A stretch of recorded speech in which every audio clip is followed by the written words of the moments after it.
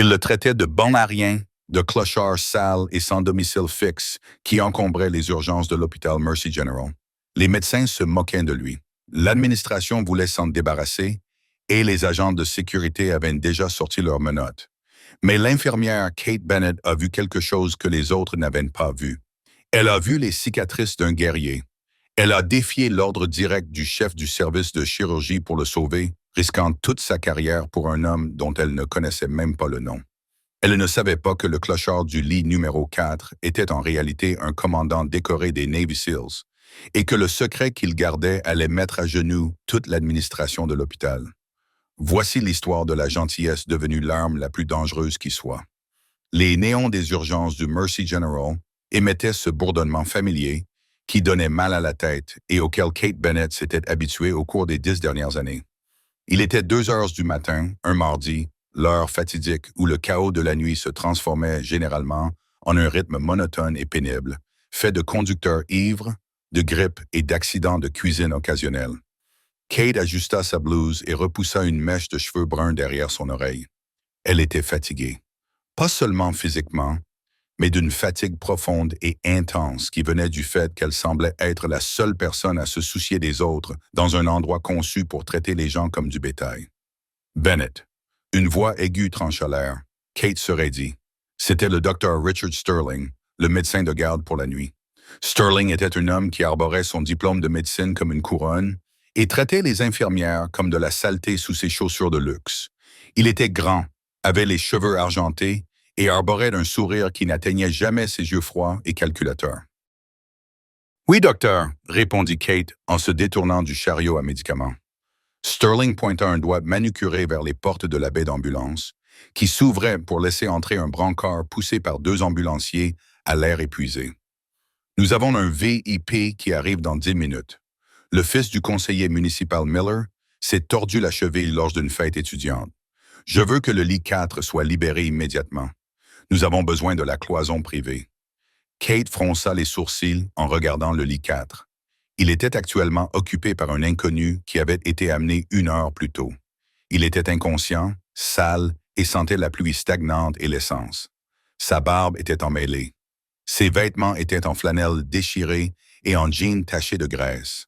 Pour quiconque passait par là, il ressemblait à un autre toxicomane sans abri qui s'était évanoui dans une ruelle. « Docteur, le patient du lit 4 est stable, mais ses signes vitaux sont irréguliers, » dit Kate d'une voix ferme mais polie. « Il a une forte fièvre et sa respiration est superficielle. Nous n'avons même pas encore fait ses analyses sanguines. Je ne peux pas simplement le déplacer dans le couloir. » Sterling eut un rire cruel et méprisant, puis s'approcha, dominant Kate de toute sa hauteur. Le rapport de force était palpable. Il était la star du Mercy General. Elle n'était qu'une infirmière.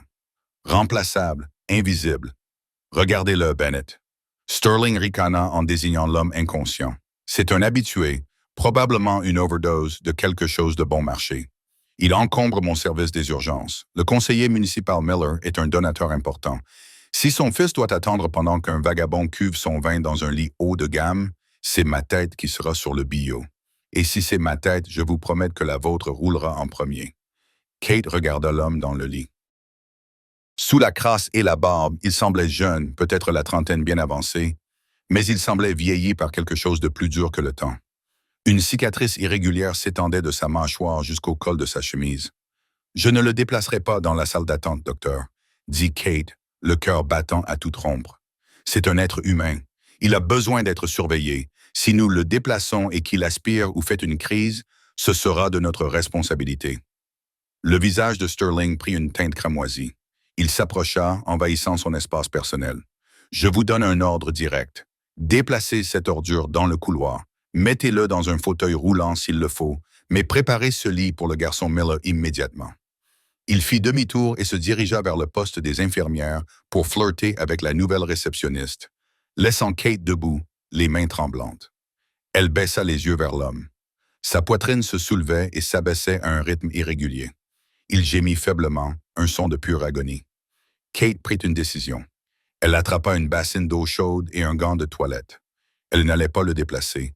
Si Sterling voulait qu'il soit déplacé, il n'avait qu'à le faire lui-même. À la place, elle tira le rideau d'intimité. Je suis là, murmura-t-elle doucement à l'homme inconscient. Vous n'êtes pas une poubelle, pas sous ma surveillance. Alors qu'elle commençait à essuyer doucement la saleté sur son visage, elle remarqua quelque chose d'étrange. La saleté n'était pas seulement celle de la ville. C'était de l'huile et de la suie. Et ses mains, elles étaient cailleuses, rugueuses, cicatrisées. Mais c'était son poignet gauche qui attira son attention. Il y avait une marque de bronzage à l'endroit où se trouvait une montre, une grande montre tactique.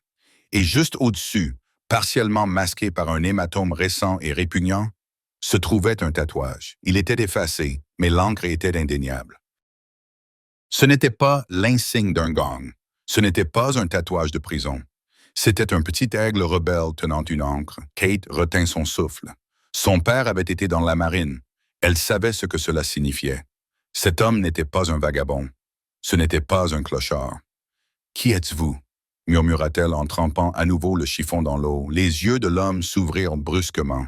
Ils étaient d'un bleu glacial et perçant, remplis d'une intensité frénétique et terrifiée. Il ne voyait pas Kate.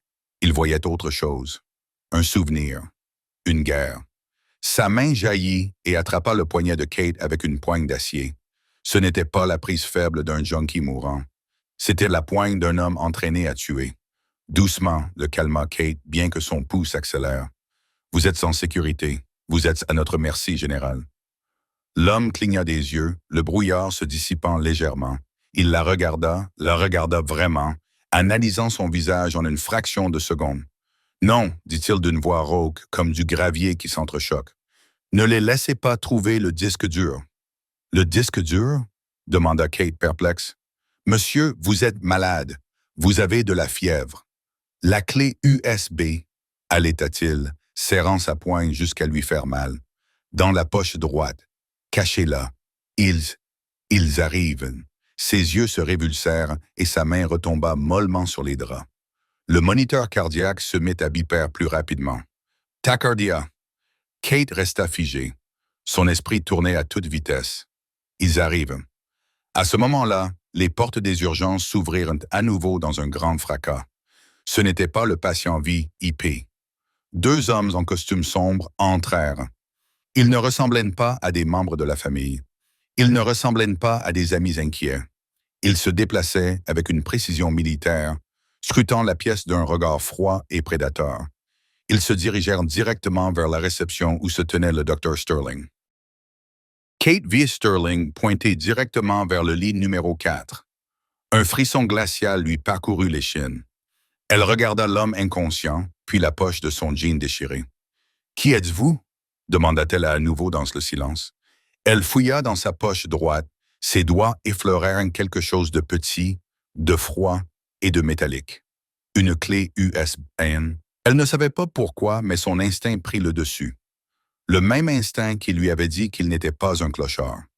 Kate attrapa la clé et la glissa au fond de la poche de sa blouse, juste au moment où le rideau était tiré. Les anneaux du rideau cliquetèrent violemment contre le rail métallique lorsqu'il fut ouvert. Kate se retourna brusquement, protégeant le patient de son corps, la main encore brûlante à l'endroit où la clé USB était cachée dans sa poche. C'était le Dr. Sterling, flanqué de deux hommes en costume. De près, les hommes étaient encore plus terrifiants.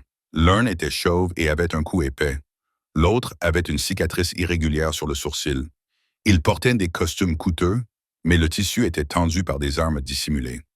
Kate avait travaillé suffisamment longtemps aux urgences pour reconnaître le renflement d'un étui d'épaule. « Voici le patient, » dit Sterling, la voix empreinte d'une fausse préoccupation professionnelle, bien que ses yeux brillaient d'autre chose. De cupidité, peut-être? De peur. Infirmière Bennett, éloignez-vous du patient. Ces messieurs sont d'une agence de transfert privée.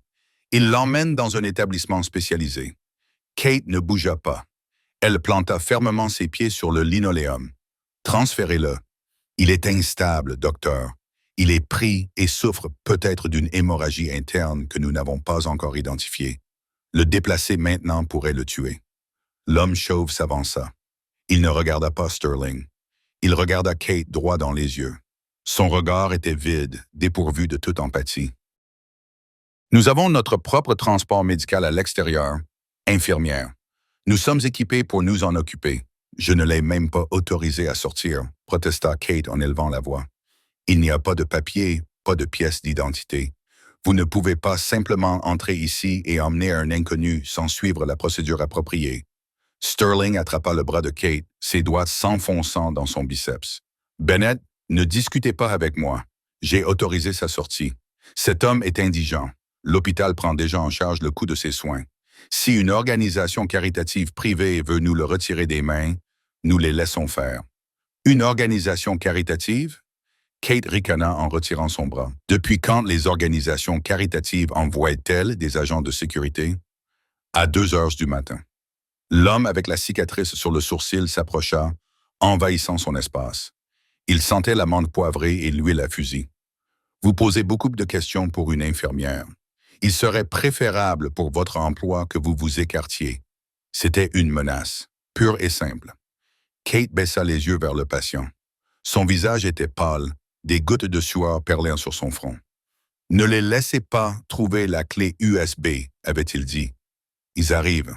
C'étaient les hommes dont il avait peur. Si elle les laissait l'emmener, il mourrait. Elle en était certaine, et cette certitude s'installa dans son ventre comme un poids de plomb.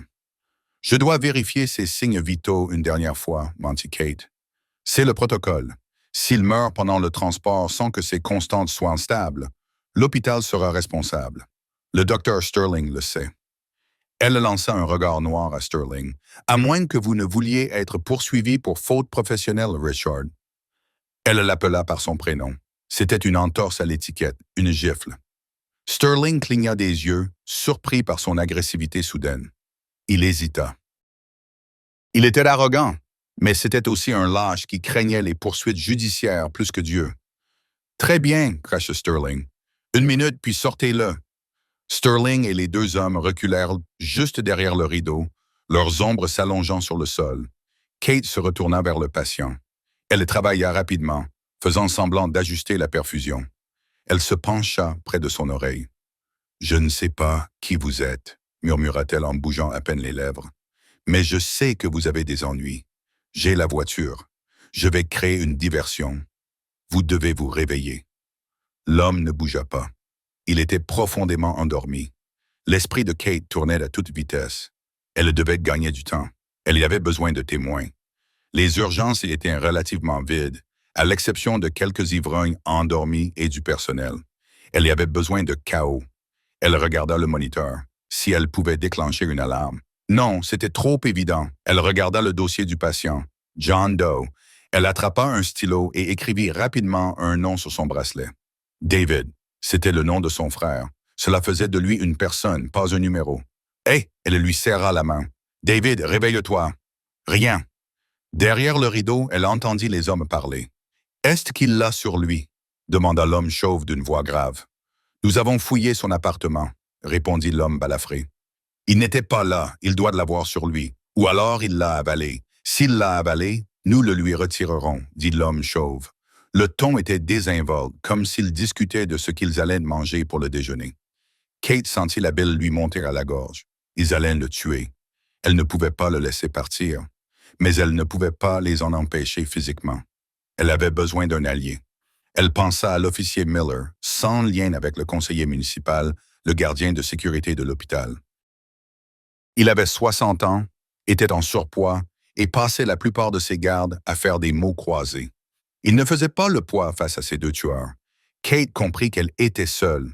Elle attrapa une seringue remplie de solutions salines. Elle devait le réveiller, même si c'était brutal. Elle lui pinça le muscle trapèze près du cou, un stimulus douloureux utilisé pour vérifier l'état de conscience. L'homme haleta et ouvrit les yeux. « Écoutez-moi, » siffla Kate. « Ils sont dehors, ils vont vous emmener. Pouvez-vous marcher? » L'homme, David, comme elle l'avait nommé, serra les dents. Sa jambe était blessée. « Bon, je vais vous emmener passer un scanner. C'est une zone sécurisée. On ne peut y accéder qu'avec une carte magnétique. Ils ne pourront pas vous suivre sans enfoncer la porte. » « Pourquoi ?» demanda-t-il d'une voix rauque en la regardant avec perplexité. « Pourquoi m'aider ?» Kate regarda le tatouage d'aigle sur son poignet. « Parce que mon père m'a appris qu'on ne laisse jamais un homme derrière soi. » Elle relâcha le frein du brancard. « Hé !» cria Sterling alors qu'elle ouvrait le rideau. « Qu'est-ce que vous faites ?» Il est en train de faire une crise, cria Kate, sa voix résonnant dans la salle des urgences. J'ai besoin d'un scanner immédiatement. Il s'agit peut-être d'une hémorragie cérébrale. C'était un mensonge, mais un mensonge bruyant. Il attira l'attention de toutes les personnes présentes dans la pièce, de l'infirmière du triage, du concierge et des quelques patients dans la salle d'attente. Il n'est pas en train de faire une crise, rugit Sterling en essayant d'attraper la barrière du lit. Regardez ses pupilles, cria Kate en poussant le brancard de toutes ses forces. Écartez-vous de mon chemin, docteur. S'il meurt, ce sera de votre faute. Elle poussa le brancard devant les deux hommes en costume. Ils furent pris au dépourvu par son explosion soudaine d'activité et le spectacle public. Ils ne pouvaient pas vraiment plaquer une infirmière au milieu d'une salle bondée et équipée de caméras. « Arrêtez-la !» grogna l'homme balafré en s'avançant. « Touchez-moi et je crie au viol !» avertit Kate sans ralentir. Elle poussa le brancard vers les doubles portes marquées « Accès réservé à l'imagerie diagnostique ». Elle ouvrit la porte avec sa hanche et poussa le brancard à l'intérieur, puis se retourna pour appuyer sa carte magnétique contre le lecteur à l'intérieur. Les serrures magnétiques se verrouillèrent dans un bruit sourd au moment où l'homme chauve atteignait la vitre. Il frappa la vitre de la main, le visage déformé par une rage pure. Il dit quelque chose, mais le verre insonorisé étouffa le son. Kate recula, la poitrine haletante. Elle était enfermée dans le couloir de l'imagerie avec un inconnu à moitié mort. « Vous » gémit l'homme sur le brancard en essayant de s'asseoir. « Vous venez de déclencher une guerre. » Kate le regarda, les mains tremblant de manière incontrôlable, maintenant que l'adrénaline s'estompait. Elle fouilla dans sa poche et saisit la clé USB. « Alors nous ferions mieux de la gagner, dit-elle. Mais en regardant les écrans sur le mur, elle vit quelque chose qui lui glaça le sang. La caméra de sécurité montrait les deux hommes en costume en train de parler au Dr. Sterling. Sterling acquiesçait. Il sortit sa carte-clé principale et la tendit à l'homme chauve. Ils n'étaient pas en train de défoncer la porte, ils étaient en train de la déverrouiller. Kate regarda l'homme. « Nous devons partir maintenant. » La serrure magnétique des doubles portes émit un bip, un son électronique aigu et strident qui ressemblait à un compte à rebours. Puis vint le cliquetis lourd du verrou qui se rétractait. « Ils ont le code », murmura Kate, prise de panique. Elle regarda autour d'elle dans le couloir d'imagerie. C'était une impasse. À sa gauche se trouvait la salle de contrôle du scanner. À sa droite, la salle DRM. Aucune des deux ne permettait de sortir. « Sortez-moi de là !» L'homme sur le brancard grogna. Il essayait de se relever, le visage gris de douleur. Kate ne discuta pas. Elle attrapa son bras et l'aida à glisser hors du brancard. Il était lourd, tout en muscles et en poids mort. Lorsque ses bottes touchèrent le sol, ses genoux fléchirent. Kate le rattrapa, grognant sous l'effort, coinçant son épaule sous son aisselle. « Bouge !» ordonna-t-il, bien que sa voix ne fût qu'un murmure. « Où ?» siffla Kate. « Les ascenseurs sont derrière ces portes. »« Aucun. Pas d'ascenseur, dit-il, ses yeux scrutant le couloir avec une acuité tactique qui transperçait son délire fiévreux. Les pièges trouvent les escaliers ou les trappes de service. L'esprit de Kate s'emballa. La trappe de service. Elle regarda le sol. Le linoléum était vieux, usé par des décennies de roues de brancard, mais elle se souvint de quelque chose. Le concierge de nuit, le vieux monsieur Anderson, s'était plaint que les chutes à linge avaient tendance à se bloquer au niveau B. « La buanderie sale, dit Kate. Il y a un ascenseur de service pour le linge. Il est petit, mais il va au sous-sol. Allez-y, dit-il. » Les portes derrière eux commencèrent à s'ouvrir. Kate ne se retourna pas. Elle entraîna l'homme vers une porte beige banale au bout du couloir, marquée « Encore marqué stockage des déchets biologiques ». Ils se glissèrent à l'intérieur juste au moment où la porte principale s'ouvrait complètement. À travers l'interstice de la porte, Kate vit l'homme chauve entrer dans le couloir. Il tenait un pistolet silencieux contre sa jambe. Il se déplaçait sans bruit, balayant le couloir du regard. Kate verrouilla la porte de la buanderie de l'intérieur, ses doigts tâtonnant avec le verrou. C'était une serrure fragile, destinée à empêcher les visiteurs d'entrer, pas les tueurs à gages. L'ascenseur, dit-elle en montrant une porte en acier inoxydable dans le mur et environ 1 mètre du sol. Ouais. Il était conçu pour les sacs de linge sale, pas pour les personnes. « Ouvre-le » gémit l'homme en s'appuyant lourdement contre une étagère remplie de boîtes de solution saline. Kate tira sur la poignée. Le petit monde plat était là, sentant l'eau de Javel et la maladie. Il est trop petit. Nous ne rentrerons pas tous les deux. Passez devant, dit l'homme, je vous suivrai. Non, répondit Kate en secouant la tête. C'est vous la cible. Passez devant, je prendrai les escaliers et vous rejoindrai en bas. L'homme la regarda un instant. Le regard dur du tueur s'adoucit. Votre nom, demanda-t-il. Comment vous appelez-vous? Kate, murmura-t-elle. Kate Bennett. Je m'appelle Jack, dit-il. Jack Calloway. Ce nom la frappa comme un coup physique. Jack Calloway. Elle avait vu ce nom aux informations 3 semaines auparavant. Le lieutenant-commandant Jack Calloway, Navy SEAL, avait été déclaré mort au combat lors d'un exercice d'entraînement aux Philippines. Ce n'était pas un sans-abri. C'était un fantôme. Montez, insista Kate en entendant des pas s'approcher de la porte à l'extérieur. Jack serra les dents et se hissa dans la cabine métallique exiguë, recroquevillant son imposante silhouette en position fétale. Il semblait souffrir le martyre. « Envoyez », dit-il en grimaçant. Kate appuya sur le bouton « Sous-sol ». Le moteur gémit, les chaînes cliquetèrent et la cabine commença à descendre dans l'obscurité de la cage. Une fraction de seconde plus tard, la poignée de la porte de la buanderie trembla. Puis un bruit sourd retentit lorsqu'une épaule la heurta violemment. Kate n'attendit pas. Elle attrapa un lourd pied à perfusion dans le coin et le coinça sous la poignée de la porte, le calant contre le sol pour gagner quelques secondes. Puis elle repéra la bouche d'aération près du plafond. Trop haut. Il n'y avait nulle part où aller. Étant, pensa-t-elle, les dalles du plafond. C'était un vieux bâtiment. Le faux plafond cachait le vide technique où se trouvaient les systèmes de climatisation. Kate grimpa sur l'étagère, donna un coup de pied dans une dalle pour la déloger et se hissa dans l'obscurité poussiéreuse et exiguë au-dessus, juste au moment où la porte de la buanderie s'ouvrait en éclats en dessous. Elle s'allongea à plat sur une poutre métallique, retenant son souffle, le nez rempli de poussière. En dessous, à travers l'espace entre les dalles, elle vit l'homme chauve entrer. Il balaya la pièce du regard, vit l'espace vide, puis regarda l'ascenseur de service. Le voyant sur le panneau indiquait qu'il descendait. Il a pris le conduit à linge, dit l'homme chauve dans une radio accrochée à son revers. Dirige-toi vers le sous-sol, je le couperai dans la chaufferie. Il ne leva pas les yeux. Il se retourna et s'enfuit en courant. Kate attendit 10 secondes, le cœur battant comme celui d'un oiseau pris au piège. Puis elle redescendit dans la pièce, atterrissant maladroitement sur sa cheville. Elle ignora la douleur. Elle devait se rendre au sous-sol avant qu'il ne tue Jack. Elle entr'ouvrit la porte. Le couloir était vide. Elle sprinta vers l'escalier de secours, descendant les marches 2 par 2, s'enfonçant dans les entrailles de l'hôpital. Le sous-sol du Mercy General était un autre monde. Alors que les étages supérieurs étaient stériles, blancs et brillamment éclairés, le sous-sol était un labyrinthe de tuyaux de vapeur, de générateurs bourdonnants et d'ampoules jaunes clignotantes. Il sentait l'huile, le béton humide et la pourriture.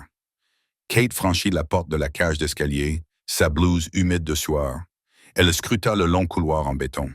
À sa gauche se trouvait la morgue. À sa droite, la buanderie et la chaufferie. « Jack », murmura-t-elle en se dirigeant vers la buanderie. Elle trouva la porte de l'ascenseur de service ouverte. La cabine métallique était vide. Une traînée de gouttes de fumée partait de l'ascenseur en direction de la chaufferie. « Merde », jura-t-elle doucement. Il se vidait de son sang. Elle suivit de la traînée, avançant aussi silencieusement que le lui permettaient ses chaussures en caoutchouc. Le bourdonnement des énormes chaudières devenait plus fort, un grondement rythmique qui faisait vibrer ses dents. Il faisait chaud ici, une chaleur étouffante. Elle tourna au coin et se figea. Jack était affalé derrière une pile de palettes en bois, serrant dans sa main un morceau de tuyau rouillé qu'il avait arraché du mur. Il tremblait violemment, sa peau était d'une pâleur translucide. Kate se précipita vers lui et se glissa à genoux. « Jack, je suis là. » Il la regarda, le regard vague. « Du poison, marmonna-t-il. Pas une maladie. Ils me font ça, une neurotoxine. » La formation médicale de Kate se mit immédiatement en marche. Elle vérifia ses pupilles. Elles étaient dilatées, sa peau était moite. Bradycardie. « De quel type ?» demanda-t-elle avec urgence. « Jack, qu'est-ce qu'ils t'ont donné? » Quelque chose de lent. Il haletait. Ça donne l'impression que c'est une mort naturelle, une insuffisance cardiaque. Elle vérifia son poignet. Son pouls était faible, à peine perceptible. Si elle ne parvenait pas à faire remonter son rythme cardiaque, il ferait un arrêt cardiaque dans l'heure. J'ai besoin d'atropine, dit-elle à voix haute, et de liquide. Pas le temps, dit Jack en lui saisissant le poignet. Sa prise était plus faible maintenant. La clé USB, Kate, donne-la-moi. Pourquoi? Demanda-t-elle. S'ils nous attrapent, tu ne peux pas l'avoir sur toi, dit-il en crachant du sang. Ils te tortureront. Si je l'ai, ils me tueront, c'est tout. Je ne te laisserai pas mourir, dit Kate avec férocité. Qui sont ces gens? Pourquoi le docteur Sterling les aide-t-il? Jack prit une inspiration saccadée. Sterling n'est pas le problème. C'est un porno, le disque dur. Il contient les journaux de bord, les transcriptions des communications. D'où? De l'opération Blindside, dit Jack. Mon équipe. Nous n'avons pas été tués dans un accident d'entraînement. Nous avons été envoyés récupérer un drone abattu au Yémen. Mais ce n'était pas un drone, c'était une cargaison d'or, de l'or illégal. Kate le fixa du regard. De l'or, le sénateur Hayes? Jack cracha ce nom comme une malédiction. Il a utilisé les SEAL comme déménageurs privés quand nous avons découvert la cargaison et refusé de la charger. Il a ordonné une frappe aérienne sur ses propres hommes. Kate sentit un frisson qui n'avait rien à voir avec l'air du sous-sol. Le sénateur William Hayes, l'homme qui se présente actuellement au poste de gouverneur sur un programme axé sur la loi et l'ordre. L'homme qui avait serré la main du conseil d'administration de l'hôpital la semaine dernière. J'ai survécu, continua Jack. Je me suis extirpé des décombres. Je suis revenu. J'ai la preuve. L'enregistrement audio où il ordonne la frappe. Et ils t'ont suivi jusqu'ici. Kate termina. Ils n'arrêteront pas. Jack a dit que c'était un des nettoyeurs, d'anciens mercenaires de l'agence. Pas d'empreinte, pas d'âme. Soudain, une ombre tomba sur le mur du fond. Kate plaqua sa main sur la bouche de Jack. Des pas, lents, délibérés, du cuir sur du béton. Sortez, commandant, résonna une voix dans la chaufferie. C'était l'homme à la cicatrice. Sa voix était douce, moqueuse. Vous avez l'air fatigué. Finissons-en. L'infirmière n'a pas à être blessée. Donnez-nous juste le disque dur. Jack essaya de se lever, mais ses jambes le lâchèrent. Il s'effondra en arrière, regardant Kate avec des yeux désespérés. « Cours !» articula-t-il. Kate secoua la tête. Elle regarda autour d'elle. Ils étaient acculés. Derrière eux se trouvait une énorme chaudière. À leur droite, une cage verrouillée pour le stockage de produits chimiques. Kate regarda la serrure de la cage. C'était un simple cadenas. Elle regarda l'extincteur fixé au mur à côté d'elle. Elle s'en empara. « Restez baissés », murmura-t-elle à Jack. « Kate, non !» Kate se leva et sortit de derrière les palettes. L'homme balafré se tenait à 6 mètres d'elle, un pistolet pointé directement sur sa poitrine. Il sourit, les lèvres tordues de manière grotesque. « Tu es intelligent, dit-il. Où est-il? » « Il est mort, répondit Kate d'une voix tremblante mais forte. Il a cessé de respirer il y a 1 minute. L'homme balafré plissa les yeux. Vraiment? Alors éloigne-toi. J'ai la clé USB, dit Kate en levant son autre main. Elle était vide, mais elle serra le poing comme si elle tenait quelque chose. Je sais ce qu'il contient. Je sais pour le sénateur Hayes. Le sourire du tueur à gages disparut. Tu n'aurais pas dû dire ça. Maintenant, je vais devoir faire un gâchis. Il leva son arme. Kate n'attendit pas. Elle retira la goupille de l'extincteur et ne le pointa pas sur lui. Elle le pointa sur la valve à vapeur juste au-dessus de sa tête. Elle lança le lourd bidon métallique. Ce n'était pas un lancer parfait, mais l'adrénaline lui donnait de la force. Le lourd réservoir rouge s'écrasa contre la roue rouillée de la veine de la conduite de vapeur. Sifflement. Un jet de vapeur surchauffé explosa vers le bas avec la force d'un moteur à réaction. Le tueur hurla et lâcha son arme alors que le nuage blanc brûlant l'enveloppait. Il trébucha en arrière, se griffant le visage, aveuglé et brûlé. « Maintenant !» cria Kate en se retournant vers Jack. Jack avait profité de cette distraction pour rassembler ses dernières forces. Il bondit de l'ombre, non pas sur l'homme, mais sur l'arme qui gisait au sol. Il attrapa le pistolet juste au moment où l'homme chauve arrivait en courant, alerté par le cri. Bang! Bang! 2 coupes de feu, professionnelles, contrôlées. L'homme chauve s'effondra en plein élan, 2 trous dans la poitrine. Jack s'écroula à nouveau, le recul de l'arme le mettant presque KO. L'homme balafré était à terre, se tordant de douleur à cause des brûlures. Kate courut vers Jack. « Il faut partir. » Le coup de feu. Tout le monde a entendu le téléphone. Haleta Jack en fouillant les poches de l'homme chauve. Il en sortit un téléphone satellite sécurisé. « Nous devons télécharger. » « Télécharger où? »« Aux informations, » répondit Jack, les yeux à nouveau vitreux. « Mais je ne peux pas. Je ne vois pas l'écran. Ma vue, elle baisse. » Kate prit le téléphone. « Dites-moi quoi faire. Il n'y a pas de réseau ici, » dit Jack. « Le toit. Il nous faut le toit. » Kate leva les yeux. Il y avait 5 étages sous terre. Le toit était à 20 étages au-dessus, et entre eux et le ciel se trouvait tout un hôpital rempli de gardes de sécurité, de policiers, qui étaient peut-être à la solde de quelqu'un, et le docteur Sterling. « D'accord, » dit Kate en saisissant le pistolet de la main molle de Jack et en le glissant dans sa ceinture. Il était lourd, étranger et terrifiant. « Nous allons sur le toit. » Elle releva Jack. Il était à peine conscient maintenant. « Tiens bon, Marine, » murmura-t-elle. « La garde n'est pas encore terminée. » Alors qu'il titubait vers l'ascenseur de service, le système de sonorisation de l'hôpital se mit à grésiller. C'était la voix du docteur Sterling, mais elle semblait tendue, paniquée. Code argent au sous-sol, tireur actif signalé, verrouillage initié. Tout le personnel reste dans son service. Sécurité au sous-sol immédiatement. Il avait déclenché un code argent. Tireur actif. Il les présentait comme une menace. N'importe quel policier qui les voyait maintenant allait tirer à vue. Kate regarda les boutons de l'ascenseur. Elle appuya sur Air. Les portes commencèrent à se fermer. Juste avant qu'elles ne se referment, elle vit l'homme balafré se lever. Son visage était une ruine de chair rouge boursouflée, ses yeux gonflés et fermés, mais il écoutait. Il sortit un couteau de secours de sa botte. Il ne pouvait pas les voir, mais il pouvait entendre le moteur de l'ascenseur se mettre en marche. La poursuite n'était pas terminée. Elle venait simplement de se déplacer verticalement. L'ascenseur vrombissait en montant, passant le 4e, le 5e et le 6e étage. Kate regardait l'affichage numérique, sa main serrant si fort le pistolet Sig Sauer volé que ses jointures étaient blanches. À côté d'elle, Jack glissait le long de la paroi de la cabine d'ascenseur. Sa peau prenait une teinte grisâtre terrifiante et sa respiration était superficielle, accompagnée d'un bruit humide et sifflant qui indiquait une accumulation de liquide dans ses poumons.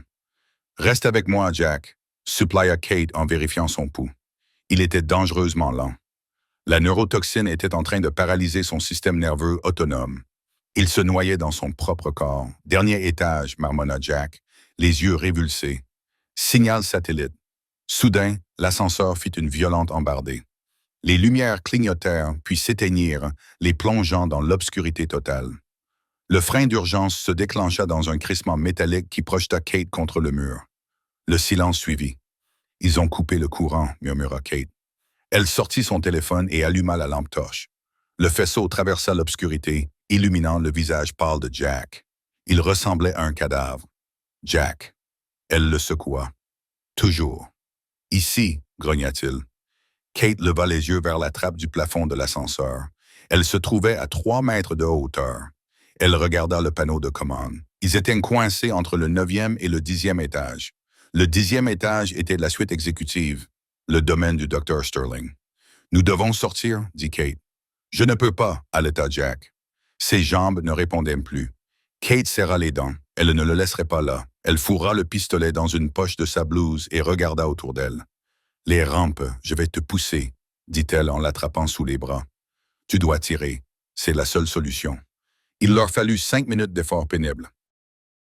Kate hurla sous l'effort, ses muscles brûlants alors qu'elle poussait 100 kg de poids mort à travers la trappe. Jack, animé par une volonté de fer, réussit à accrocher ses coudes au bord de la cabine et à se hisser sur le toit de l'ascenseur. Kate se précipita à sa suite. Il se trouvait désormais dans la cage d'ascenseur, l'obscurité s'étendant à l'infini au-dessus et en dessous d'eux. Des câbles graisseux pendaient comme des lianes de jungle au-dessus de leur tête. Les portes du 10e étage étaient légèrement entr'ouvertes, probablement à cause de la perte de pression hydraulique. « Encore un effort !» haleta Kate, la sueur lui piquant les yeux. Ils rampèrent à travers l'ouverture et se retrouvèrent sur la moquette épaisse et moelleuse de l'aile exécutive. La différence était saisissante. En bas, c'était le chaos et le sang. Ici, c'était le silence. Des bureaux en acajou, des œuvres d'art abstraites au mur et le tic-tac doux d'une horloge comtoise. Il nous faut l'accès au toit, murmura Jack en s'appuyant lourdement sur Kate. Ils titubèrent dans le couloir, passant devant les portraits des bienfaiteurs de l'hôpital. Alors qu'ils tournaient au coin vers la cage d'escalier, une porte s'ouvrit. Le docteur Richard Sterling sortit, tenant une pile de papier déchiqueté. Il s'arrêta net, les yeux écarquillés en voyant Kate couverte de suie et de sang, tenant un pistolet et soutenant l'homme qu'il avait tenté de tuer. « Vous » balbutia Sterling en laissant tomber des papiers. Ils voltigèrent jusqu'au sol comme des flocons de neige. « Vous êtes censé être au sous-sol. La police est là-bas. Tu leur as menti, » dit Kate d'une voix froide. Elle leva le pistolet. Ses mains étaient désormais fermes. L'infirmière qui avait commencé son service en prenant les températures avait disparu. « Tu as déclenché une alerte argent sur nous. » Sterling recula, les mains en l'air. « Kate, écoute, tu ne comprends pas. Le sénateur Hayes, il ne se contente pas de tuer des gens, il les efface. Si je ne les aidais pas, il allait contrôler l'hôpital. Il allait découvrir le détournement de fonds. Le détournement de fonds. » Kate eut un rire amer. « Tu as vendu un héros à un tueur à gages parce que tu avais volé de l'argent. »« J'avais des dettes de jeu, » hurla Sterling, sa façade s'effondrant. « Je devais de l'argent aux mauvaises personnes. Hayes a dit qu'il effacerait tout si je facilitais un transfert. Je ne savais pas que ça allait devenir aussi compliqué. »« Ce n'est pas compliqué, Richard. » Kate s'approcha, le pistolet pointé sur son genou. « C'est un meurtre. » Jack gémit, ses genoux fléchissant. Il glissa sur le sol, crachant de la mousse rose. Sterling vit sa faiblesse. Son regard se posa sur une lourde lampe en laiton posée sur le bureau à côté de lui. « N'y pense même pas, » avertit Kate. « Il est en train de mourir, » dit Sterling. Un rictus cruel réapparut. « Regarde-le. La toxine provoque une paralysie respiratoire. Il lui reste 10 minutes. Peut-être moins. Tu ne peux pas le sauver, Bennett. Mais moi, je peux. » Kate hésita. « Quoi? » « J'ai l'antidote. » Sterling mentit. Ça se voyait dans ses yeux, son regard fuyant. « Il gagnait du temps dans mon bureau. Pose ton arme, je vais le chercher. On peut conclure un marché. Tu me donnes la clé USB, je te donne la vie de ton soldat. » Kate regarda Jack. Il haletait, serrant sa poitrine. Elle regarda Sterling. Il n'y a pas d'antidote pour les neurotoxines à base de ricin dans les 20 minutes suivant l'exposition. Kate récita d'une voix monocorde. « J'ai lu les journaux, Richard. Tu ne lis rien d'autre que tes relevés bancaires. » Le visage de Sterling pâlit. Il se jeta sur la lampe. Kate ne lui tira pas dessus. Elle ne voulait pas faire de bruit. Au lieu de cela, elle s'avança et brandit le lourd pistolet comme un marteau. La crosse de l'arme frappa la tempe de Sterling avec un craquement écœurant. Il s'effondra sur le sol, inconscient avant même de toucher la moquette. Kate s'agenouilla à côté de Jack. Il était allongé. « Nous devons continuer. »« Laisse-moi, Jack Ped, la repoussant. Je suis mort. Attends. Prends la clé USB. Télécharge-la. Non. » Kate l'attrapa par le col. « Je suis infirmière. Mon travail consiste à faire battre les cœurs. Le tien n'a pas encore fini. » Elle aperçut un chariot d'urgence garé au bout du couloir, réservé aux urgences graves. Elle courut vers lui et ouvrit les tiroirs. Elle prit une seringue pré-remplie d'épinéphrine et une ampoule d'atropine. Ce n'était pas un antidote, mais cela allait relancer son cœur et dilater ses bronches. « Ça va faire mal, » dit-elle en enfonçant l'aiguille dans sa cuisse à travers son jean. Jack hurla de douleur, le dos cambré. L'adrénaline envahit son organisme comme un éclair. Ses yeux s'ouvrirent brusquement, ses pupilles se dilatèrent. « Bouge !» cria Kate en le tirant vers elle. Le médicament lui donna un regain de force artificielle temporaire. Il se releva en titubant. « Les escaliers !» dit-il en les montrant du doigt. Ils atteignirent la porte de la cage d'escalier juste au moment où la sonnerie de l'ascenseur retentit derrière eux. Le courant était revenu. Kate regarda en arrière. Les portes de l'ascenseur s'ouvrirent. Ce n'était pas la police. C'était l'homme balafré. Il était cauchemardesque. Sa peau était rouge vif, pelée par plaques. Un œil était fermé par un œdème. L'autre brûlait d'une rage démoniaque. Il tenait une mitraillette dans une main et un couteau dans l'autre. Il les vit. Kate claqua la porte de la cage d'escalier et verrouilla le peigne juste au moment où une pluie de balles déchiquetait le bois. Les marches métalliques résonnaient sous l'impact de leurs bottes. Ils montaient au 22e étage. L'héliport se trouvait en dessous d'eux. La porte trembla sous les coups de pied de l'homme balafré. Il était blessé, aveugle, mais rien ne pouvait l'arrêter. C'était un Terminator dans un costume en ruine. « Il arrive !» haleta Kate, les poumons en feu. « Le téléphone !» gronda Jack. L'adrénaline était déjà en train de s'estomper, le laissant plus tremblant qu'auparavant.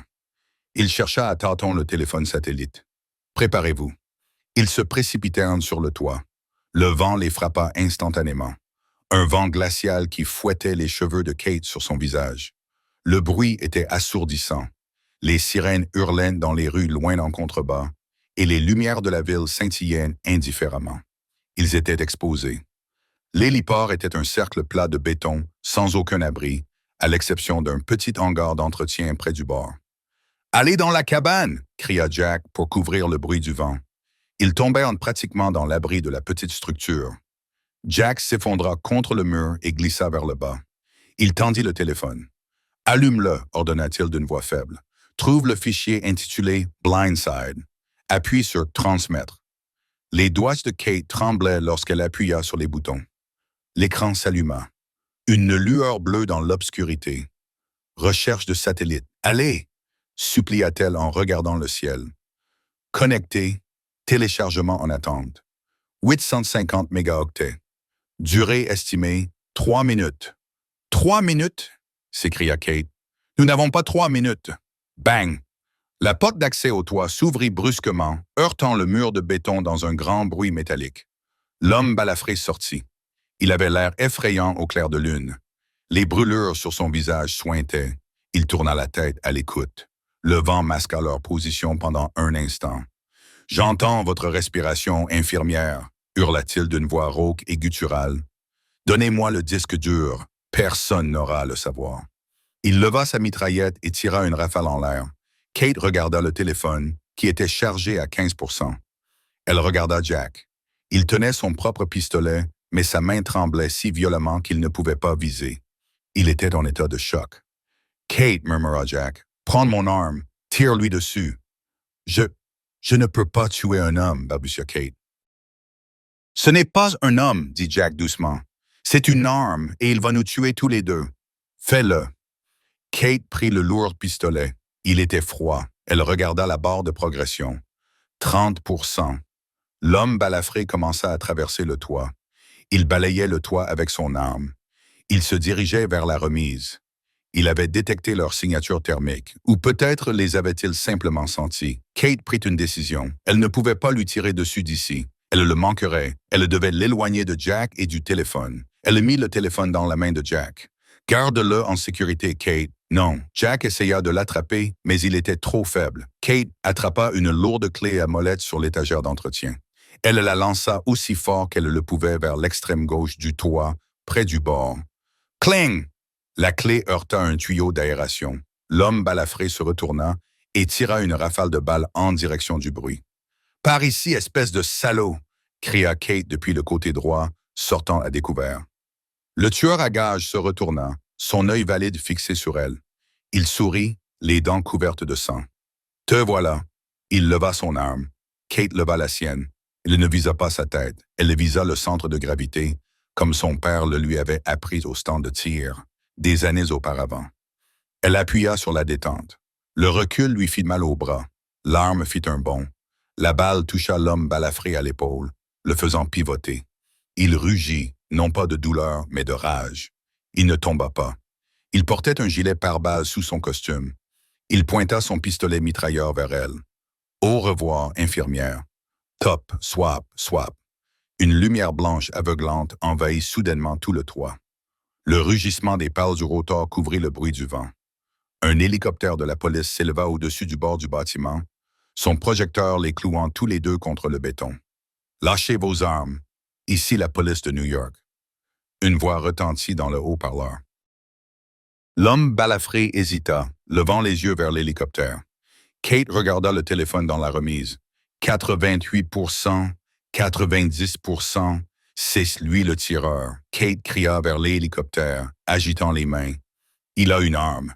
Mais depuis les hélicoptères, on voyait 2 personnes armées, et Kate était celle qui se tenait au-dessus d'un homme blessé. Lâchez-la ou nous tirons. Le haut-parleur retentit. L'homme balafré vit sa chance.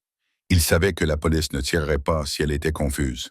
Il leva son arme, non pas vers l'hélicoptère, mais vers Kate. Il allait la tuer avant que les snipers ne la battent. Kate se figea. Elle était comme un cerf pris dans les phares d'une voiture. Dans l'obscurité de la remise, un seul coup de feu retentit. Ce n'était pas l'arme de Kate. Jack, appuyé contre le mur, luttant contre la paralysie, avait stabilisé son arme à 2 mains. Il tira une balle. La balle frappa l'homme balafré directement dans le cou, juste au-dessus du gilet pare-balles.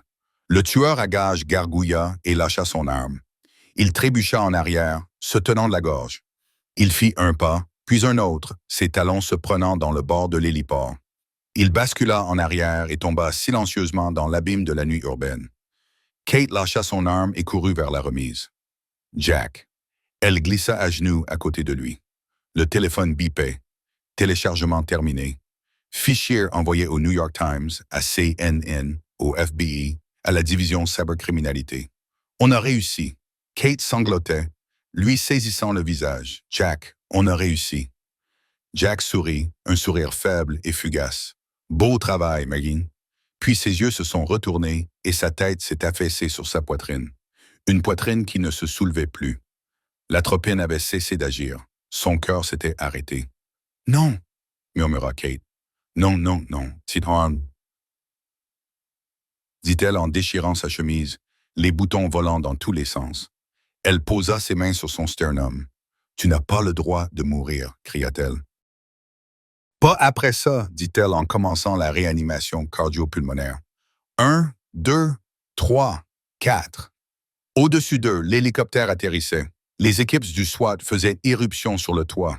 Des hommes armés de fusils les encerclaient, criant des ordres. « Éloignez-vous de lui !» hurla un officier du SWAT en se précipitant vers eux. Kate les ignora. Elle ignora les armes pointées sur sa tête. Elle comprimait la poitrine de Jack, comptant le rythme, les larmes coulant sur son visage, se mélangeant à la suie et au sang. « Allez, Jack !» hurla-t-elle, la voix brisée. « Respire! Bon sang! Respire! » Le vent sur le toit semblait hurler en harmonie avec le désespoir de Kate. « Allez !» cria-t-elle en enfonçant ses paumes dans la poitrine de Jack. Ses bras étaient lourds comme du plomb, ses poumons brûlaient à cause de l'effort. Mais elle ne s'arrêta pas. Elle ne pouvait pas. Un agent du SWAT l'attrapa par l'épaule, la saisissant brutalement. « Madame, éloignez-vous du suspect. Nous devons sécuriser les lieux. »« Ce n'est pas un suspect !» hurla Kate en repoussant la main de l'agent sans interrompre le rythme de ses compressions. « C'est un commandant de la marine et il est en arrêt cardiaque. Si vous m'arrêtez, vous tuez un témoin pour le FBI. » La mention du FBI fit hésiter l'agent. Une deuxième silhouette, un médecin tactique portant un gilet marqué « Urgence », se fraya un chemin à travers la ligne de fusil. Il s'agenouilla à côté de Kate. « Je m'en occupe », dit le médecin, d'une voix calme au milieu du chaos. Il plaqua les électrodes du défibrillateur sur la poitrine nue et moite de Jack, analysant son rythme cardiaque. La machine émit un sifflement aigu qui couvrit le bruit des rotors de l'hélicoptère. Pas de choc conseillé, comme l'a dit le médecin. Ligne plate. Kate sentit son monde basculer. Non, non, il venait juste de me parler. Il est à terre, maman, dit doucement le médecin en tendant la main pour arrêter la sienne. Appuyez sur EPI, ordonna Kate, la voix brisée par un mélange d'autorité et de chagrin. Appuyez sur un autre milligramme d'épinéphrine. Je lui ai donné de l'atropine il y a 5 minutes. Il lutte contre une neurotoxine. Son cœur n'a pas lâché. Ses signaux sont bloqués. Administrez l'EPI. Le médecin la regarda, voyant le sang sur sa blouse, la suie sur son visage et le feu intense et indéniable dans ses yeux. Il ne discuta pas. Il prit une seringue dans sa trousse et l'enfonça dans le port 4.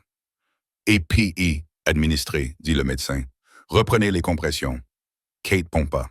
1 minute, 2 minutes. Cela lui sembla une éternité. Le toit était maintenant envahi par les policiers, mais la seule chose qui existait pour Kate était la poitrine silencieuse sous ses mains. Bip! Un seul son solitaire provenant du moniteur. Kate se figea. Bip, bip. Nous avons un rythme. Le médecin cria, vérifiant le pouls corrompu. Il est faible, mais il est là. Bradycardie sinusale. Apportez la civière. Allez, allez, allez. Kate s'effondra sur le béton froid, les mains tremblant de manière incontrôlable. Elle regarda Jack être chargé sur la civière tactique et courir vers l'hélicoptère. Alors qu'il le soulevait, sa main tomba sur le côté de la civière. Elle pendait là, molle, le tatouage de l'aigle exposé au projecteur. Un agent du FBI, vêtu d'un coupe-vent, s'agenouilla à côté d'elle. Infirmière Bennett. Kate acquiesça, incapable de parler. « Nous venons de recevoir un message de la division cyber », dit l'agent en regardant son téléphone avec des yeux écarquillés. « Les fichiers sont partout. CNN vient d'interrompre son émission. Tu viens de faire tomber un sénateur américain, maman. » Kate leva les yeux vers le ciel nocturne. Elle se moquait du sénateur. Elle espérait juste que le soldat continuerait à se battre. Le cycle de l'actualité était implacable. Le scandale du Mercy General était sur toutes les chaînes. Les images des caméras de sécurité de l'hôpital montrant Kate percutant la civière, la poursuite, la trahison de Sterling avaient été divulguées. Le sénateur William Hayes avait été arrêté lors d'un gala de collecte de fonds, traîné menotté devant les donateurs qu'il avait tenté d'impressionner.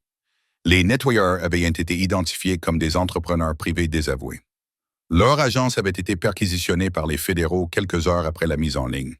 Le docteur Richard Sterling avait été retrouvé inconscient dans la suite exécutive. Il s'est réveillé dans une salle d'hôpital pénitentiaire, accusé de complot en vue de commettre un meurtre, de détournement de fonds et de faute professionnelle médicale. Son autorisation d'exercer la médecine lui a été retirée avant même qu'il ne plaide coupable ou non coupable. Mais Kate ne regardait pas les informations. Elle était assise sur une chaise en plastique dans l'unité de soins intensifs de Walter Reed National Military Medical Center. La pièce était silencieuse, seulement remplie du sifflement rythmique d'un ventilateur. Jack était allongé dans le lit. Il avait l'air différent maintenant, propre, rasé, débarrassé de la saleté des rues. Il semblait plus jeune, mais aussi plus fragile. Les médecins l'avaient plongé dans un coma artificiel pour permettre à son cerveau de se remettre de l'intoxication et de l'hypoxie. « Ils disent que tu es un héros », dit Kate doucement en lui tenant de la main. « Ils t'appellent le fantôme de Kandahar aux informations. Apparemment, tu as sauvé 12 hommes avant la frappe du drone. » Jack ne bougea pas. « Ils me traitent aussi de héroïne », continua-t-elle en suivant du doigt la cicatrice sur son poignet. « Mais je ne me sens pas comme telle. Je me sens juste fatiguée. » Elle lui serra la main. « Réveille-toi, Jack. Tu me dois un café et une nouvelle blouse. » Elle resta assise là pendant 1 heure à regarder les moniteurs. Alors qu'elle se levait pour partir, elle sentit une légère pression sur ses doigts. Elle se figea. Elle baissa les yeux. Les yeux de Jack étaient toujours fermés, mais son index bougeait contre sa paume. Un mouvement délibéré. Tap, tap, tap. Kate se pencha vers lui. « Jack. » Ses paupières papillonnèrent lentement. Elles s'entr'ouvrirent péniblement. Ses yeux bleus glaciers étaient troubles, drogués, mais ils trouvèrent son visage. Il cligna des yeux, se concentrant. Il essaya de parler, mais le tube du respirateur l'en empêcha. Il fronça les sourcils, frustré. « Ne parle pas », le rassura Kate, les larmes aux yeux. « Tu t'en es sorti. Tu es en sécurité. Hayes est en prison. Sterling a disparu. Tu as gagné. » Jack la regarda longuement. Il bougea lentement sa main, la retournant pour saisir la sienne. Il la serra fermement, non pas avec la poigne désespérée d'un mourant, mais avec la poignée de main solide et rassurante d'un partenaire. Il leva le pouce. « Bravo !» Kate rit, un son humide et étouffé de pur soulagement. « De rien, Marin. » 6 mois plus tard, Kate Bennett franchit les portes coulissantes du Mercy General. Les urgences étaient aussi animées que d'habitude, mais les choses avaient changé. L'administration avait été purgée. La nouvelle chef du service médical, une femme qui avait commencé comme infirmière de triage, salua Kate d'un signe de tête en passant devant elle. « Bonjour, infirmière en chef Bennett », dit nerveusement une jeune interne en s'écartant de son chemin. Kate sourit. Elle ajusta son badge. Il ne disait plus seulement infirmière diplômée, mais directrice des opérations infirmières. Elle se dirigea vers la salle de traumatologie. Le lit 4 était vide. Elle s'arrêta un instant, se souvenant de l'homme à la chemise en flanelle déchirée. « Kate », elle se retourna. « Debout près du poste des infirmières se tenait un homme vêtu d'un élégant costume bleu marine. Il marchait avec une canne, favorisant sa jambe gauche, mais il se tenait droit. Ses cheveux étaient coupés courts, sa barbe avait disparu. Il ressemblait à un homme d'État ou peut-être à un officier de haut rang. C'était Jack. Le service des urgences devint silencieux. Tout le monde savait qui il était. Kate s'approcha de lui. « Vous êtes très élégant, commandant Calloway. J'ai quitté le service. » Jack sourit, les cicatrices sur son visage se plissant. « Je suis juste Jack maintenant. Je travaille comme consultant pour le comité de surveillance des anciens combattants pour m'assurer que personne ne soit laissé pour compte. » Il fouilla dans sa poche et en sortit une petite boîte en velours. « Je ne savais pas comment vous remercier, » dit Jack, la voix chargée d'émotion. L'argent ne me semblait pas approprié, et une carte me semblait insuffisante. Il ouvrit la boîte. À l'intérieur se trouvait une broche. C'était une encre en argent antique entrelacée d'un caduceus, le symbole médical. « Ma grand-mère était infirmière pendant la Seconde Guerre mondiale, » dit Jack doucement. « Elle la portait tous les jours. Elle disait que cela lui rappelait que les soldats combattent la guerre, mais que les infirmières sauvent l'humanité. Je veux que vous la gardiez. » Kate prit la broche, les doigts tremblants. Elle l'épingla à son col, juste à côté de son badge. « Merci, Jack, » murmura-t-elle. « Non, » répondit Jack en lui prenant la main et en embrassant ses jointures sous les yeux ébahis du personnel. « Merci. Ils t'ont sous-estimé, Kate. Ils pensaient que tu n'étais qu'une infirmière qui changeait les bassins hygiéniques. Ils ne savaient pas qu'ils avaient affaire à la soldate la plus coriace que j'ai jamais rencontrée. » Kate sourit en regardant autour d'elle son service des urgences, son champ de bataille. « Nous ne sommes pas seulement des infirmières, » dit-elle d'une voix pleine de fierté. « Nous sommes la frontière entre la vie et la mort, et nous ne reculons jamais. » Et voilà l'incroyable histoire de l'infirmière Kate Bennett et du commandant Jack Calloway. Elle nous rappelle avec force que les héros ne portent pas toujours une cape ou un treillis. Parfois, ils portent une blouse. L'administration du Mercy General a vu en cet homme sans abri un déchet à éliminer. Mais Kate a vu un être humain. Elle a prouvé que la véritable force n'est pas une question de rang, d'argent ou de pouvoir. C'est le courage de défendre ce qui est juste, même lorsque le monde entier est contre vous. Qu'auriez-vous fait à la place de Kate? Auriez-vous risqué votre emploi et votre vie pour un inconnu? C'est une question difficile à répondre tant que vous ne vous trouvez pas dans cette situation. Si cette histoire vous a ému, n'hésitez pas à cliquer sur « J'aime ». Cela aide vraiment la chaîne à se développer et nous permet de savoir que vous souhaitez voir d'autres histoires dramatiques tirées de la vie réelle comme celle-ci. N'oubliez pas de partager cette vidéo avec vos amis et votre famille, en particulier les infirmières et les professionnels de santé qui méritent d'être célébrés. Et si vous ne l'avez pas encore fait, abonnez-vous et activez la cloche de notification pour ne manquer aucune nouvelle histoire. Nous vous réservons un incroyable drame romantique la semaine prochaine, à ne manquer sous aucun prétexte. Merci de nous avoir regardés et prenez soin de vous.